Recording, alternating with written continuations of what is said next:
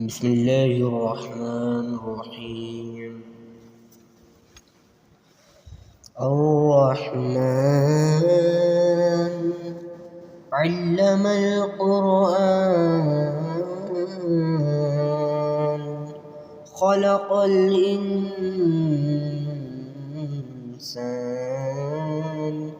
علمه البيان الشمس والقمر بحسبان والنجم والشجر يسجدان والسماء رفعها ووضع الميزان ألا تطغوا في الميزان وأقيموا الوزن بالقسط ولا تخسروا الميزان والأرض وضعها للأنام فيها فاكهة والنخل ذات الأكمام والحب ذو العصف والريحان فبأي آلاء ربكما تكذبان خلق الإنسان من صلصال كالفخار وخلق الجان من مارد من نار فبأي آلاء ربكما تكذبان رب المشرقين ورب المغربين فبأي آلاء ربكما تكذبان مرج البحرين يلتقيان بينهما برزخ لا يبغيان فبأي آلاء ربكما تكذبان يخرج منهما اللؤلؤ والمرجان فبأي آلاء ربكما تكذبان وله الجوار المنشآت في البحر كالأعلام فبأي آلاء ربكما تكذبان كل من عليها فان ويبقى وجه ربك ذو الجلال والإكرام فبأي آلاء ربكما تكذبان يسأله من في السماوات والأرض كل يوم هو في شأن فبأي آلاء ربكما تكذبان سنفرغ لهم أيها الثقلان فبأي آلاء ربكما تكذبان يا معشر الجن والإنس إن استطعتم أن تنفذوا من أقطار السماوات والأرض فانفذوا لا تنفذون إلا بسلطان فبأي آلاء ربكما تكذبان يرسل عليكما شواظ من نار ونحاس فلا تنتصران فبأي آلاء ربكما تكذبان فإذا انشقت السماء فكانت وردة كالدهان فبأي آلاء ربكما تكذبان فيومئذ لا يسأل عن ذنبه إنس ولا جان فبأي آلاء ربكما تكذبان يعرف المجرمون بسيماهم فيؤخذ بالنواسي والأقدام فبأي آلاء ربكما تكذبان هذه جهنم التي يكذب بها المجرمون يطوفون بينها وبين حميم آن فبأي آلاء ربكما تكذبان ولمن خاف مقام ربه جنتان فبأي آلاء ربكما تكذبان ذواتا أفنان فبأي آلاء ربكما تكذبان فيهما عينان تجريان فبأي آلاء ربكما تكذبان فيهما من كل فاكهة زوجان فبأي آلاء ربكما تكذبان متكئين على فرش بطائنها من استبرق وجنى الجنتين دان فبأي آلاء ربكما تكذبان فيهن قاصرات الطرف لم يطمثهن إنس قبله ولا جان فبأي آلاء ربكما تكذبان كأنهن الياقوت والمرجان فبأي آلاء ربكما تكذبان هل جزاء الإحسان إلا الإحسان فبأي آلاء ربكما تكذبان ومن دونهما جنتان فبأي آلاء ربكما تكذبان مدهامتان فبأي آلاء ربكما تكذبان فيهما عينان نضاختان فبأي آلاء ربكما تكذبان فيهما فاكهة ونخل ورمان فبأي آلاء ربكما تكذبان فيهن خيرات حسان فبأي آلاء ربكما تكذبان حور مقصورات في الخيام فبأي آلاء ربكما تكذبان لم يطمثهن إنس قبله ولا جان فبأي آلاء ربكما تكذبان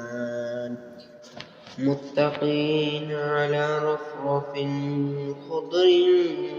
وعبقري حسان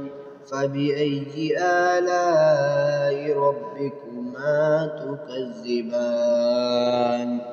تبارك اسم ربك ذي الجلال والإكرام بسم الله الرحمن الرحيم ياسين والقرآن الحكيم إنك لمن المرسلين على صراط مستقيم تنزيل العزيز الرحيم لتنذر قوما ما أنذر آباؤهم فهم غافلون لقد حق القول على أكثرهم فهم لا يؤمنون إنا جعلنا في أعناقهم أغلالا فهي إلى الأذقان فهم مقمحون وجعلنا من بين أيديهم سدا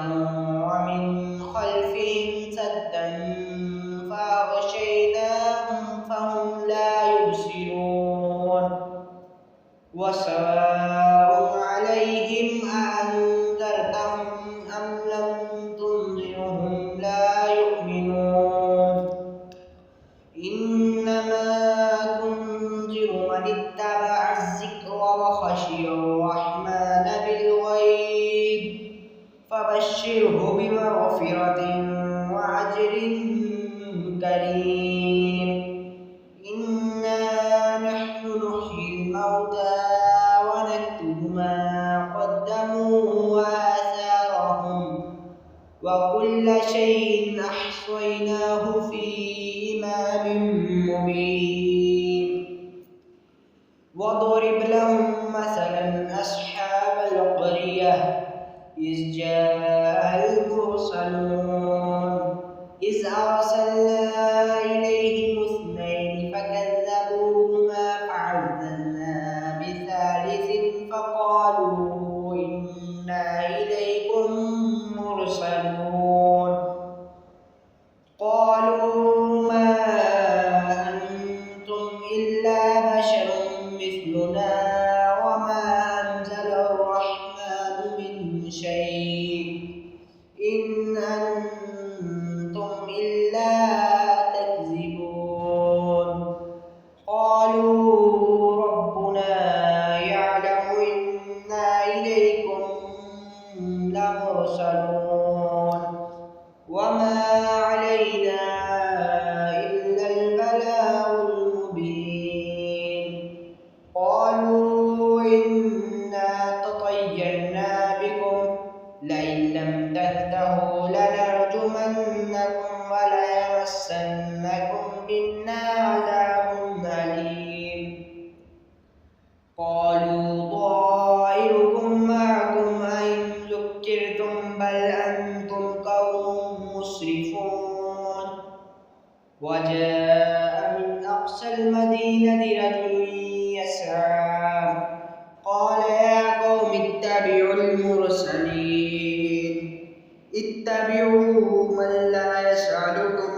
أجرا وهم مهتدون وما لي لا أعبد الذي فطرني وإليه ترجعون أأتخذ من دونه آلهة إن يردني الرحمن بضر لا تغني عني شفاعتهم شيئا ولا ينقذون إني إذا لفي ضلال مبين إني آمنت بربكم فاسمعون قيل ادخل الجنة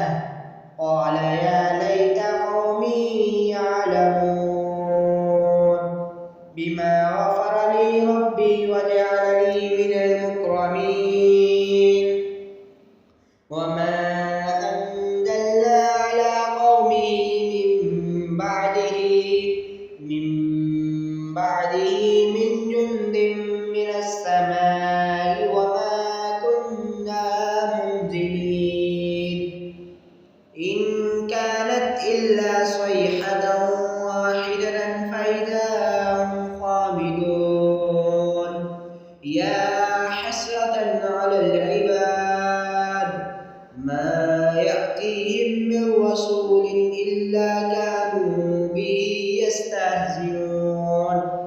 ألم يروا كم أهلكنا قبلهم من القرون أنهم إليهم لا يرجعون وإن كل لما جميع لدينا محضرون وآية لهم الأرض الميتة أحييناها وأخرجنا منها حبا فمنه يأكلون وجعلنا فيها جنات من نخيل وأعناب وفجرنا فيها من العيون ليأكلوا من ثمره وما عملته أيديهم أفلا يشكرون سبحان الذي خلق الأزواج كلها مما تنبت الأرض ومن أنفسهم ومما لا يعلمون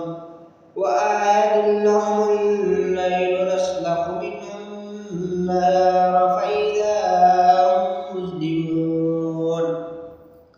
والشمس تجري لمستقر لها ذلك تقدير العزيز العليم والقمر قدرناه منازل حتى عاد كالعرجون القديم لا الشمس ينبغي لها أن تدرك القمر ولا الليل سابق النهار وكل في فلك يسبحون وآية لهم أنا حملنا ذريتهم في الفلك المشحون وخلقنا لهم من مثله ما يركبون وإن نشأ نغرقهم فلا صريخ لهم ولا هم ينقذون إلا رحمة منا ومتاعا إلى حين وإذا قيل لهم اتقوا ما بين أيديكم وما خلفكم لعلكم ترحمون وما تأتيهم من آية من آيات ربهم إلا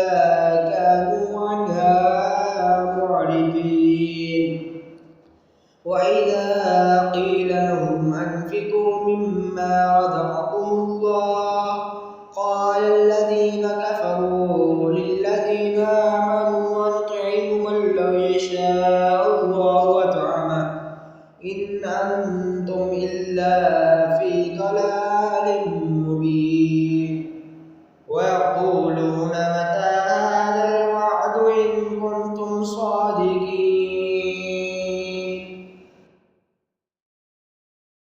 ما ينظرون إلا صيحة واحدة تأخذهم وهم يخصمون فلا يستطيعون توصية ولا إلى أهلهم يرجعون ونفخ في الصور فإذا هم من الأجداث إلى ربهم ينسلون قالوا يا ويلنا من بعثنا من مرقدنا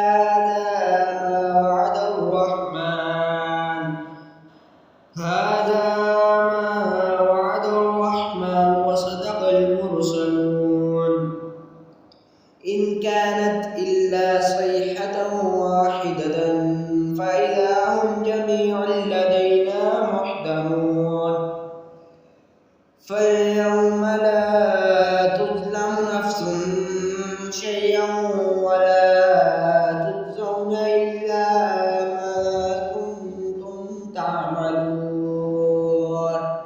إن أصحاب الجنة اليوم في شغل فاكهون هم وأزواجهم في ظلال على الأرائك متكئون لهم فيها فاكهة ولهم ما يدعون سلام سلام قولا من رب رحيم وامتازوا اليوم أيها المجرمون ألم أعهد إليكم يا بني آدم ألا تعبدوا الشيطان إنه لكم عدو مبين وأن اعبدوني هذا صراط مستقيم ولقد أضل منكم جبلا كثيرا أفلم تكونوا تعقلون هذه جهنم التي كنتم توعدون اصلوها اليوم بما كنتم تكفرون اليوم نختم على أفواههم وتكلمنا أيديهم وتشهد أرجلهم بما كانوا يكسبون ولو نشاء لطمسنا على أعينهم فاستبقوا الصراط فأنى يبصرون ولو نشاء لمسخناهم على مكانتهم فما استطاعوا مضيا ولا يرجعون ومن نعمره ننكسه في الخلق أفلا يعقلون وما علمناه الشعر وما ينبغي له إن هو إلا ذكر وقرآن مبين لينذر من كان حيا ويحق القول على الكافرين أولم يروا أنا خلقنا لهم مما عملت أيدينا أنعاما فهم لها مالكون وذللناها لهم فمنها ركوبهم ومنها يأكلون ولهم فيها منافع ومشارب أفلا يشكرون واتخذوا من دون الله آلهة لعلهم ينصرون لا يستطيعون نصرهم وهم لهم جند محضرون فلا يحزنك قولهم إنا نعلم ما يسرون وما يعلنون أولم ير الإنسان أنا خلقناه من نطفة فإذا هو خصيم مبين وضرب لنا مثلا ونسي خلقه قال من يحيي العظام وهي رميم قل يحييها الذي أنشأها أول مرة وهو بكل خلق عليم الذي جعل لكم من الشجر الأخضر نارا فإذا أنتم منه توقدون أوليس الذي خلق السماوات والأرض بقادر على أن يخلق مثلهم بلى وهو الخلاق العليم إنما أمره إذا أراد شيئا أن يقول له كن فيكون فسبحان الذي بيده ملكوت كل شيء